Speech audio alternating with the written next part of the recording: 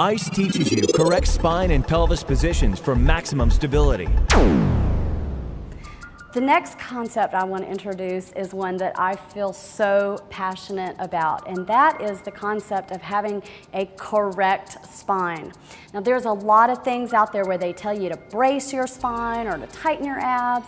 What I'm telling you is that you need to do that with your spine in the correct position, or you're actually reinforcing bad mechanics, okay? So I'm going to define what correct spine is, and every time you hear me say it throughout the video, this is what we're going to be looking for. So let's first talk about your pelvis. What I want you to do out there, go ahead and stand up, and I want you to feel your hands, you too, Marcus, right along your iliac crest, which is the top of the pelvis. You should be able to put your hands in and push down and feel those bones. That's the top of your pelvis, okay? And now I want you to think of that pelvis as a bucket. Go ahead and turn to the side and place your arms forward a little bit. So, what I want you to do is keep all of this still, and we're just gonna try to take that bucket and tip the water out to the front, okay? So, if this actually were a bucket, you can see the angle and the water would be spilling out the front. Now bring it back the other way and tip it to where his back is going flat and we're actually spilling the water out the back, okay? Where neutral pelvis is and correct pelvis is exactly halfway in between, okay? So we're gonna spill it out the front, spill it out the back, and then we're gonna hold it right there. This is how you should sit, this is how you should stand, this is how you should exercise, this is how you should drive. This is the proper pelvis position. Now notice that he did not move the rest of his back.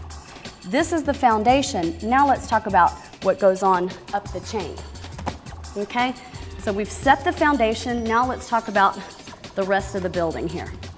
If you were to drop a plumb line, and I'm just using the foam roller as a straight line, you would have a contact right here at the base of the spine on the sacrum. You would have contact right here, kind of where your bra would go if you were a girl, and then you would have your head. What I want to see is about a 2-finger space right here at the low back, okay? And then you want about 4 fingers for the neck, okay? This is the natural curve of the spine, and this is where it's most stable, okay? Now some of you may structurally have some postural issues. Like for instance, something I see pretty regularly is kind of a humpback or a kyphosis, okay? And we also see the reverse of this, typically more in women, which is where it's shifted forward, or some people may call that a sway back, okay? You are not stuck in either of those positions forever. What you have to do is tell your brain a different way to start firing the spine, okay? So even if you have a humpback or a sway back, what you can do is begin to work towards neutraling that out and getting in the correct spinal posture. So, so important. It's the foundation for all human movement, and it's definitely the foundation for the ICE training program.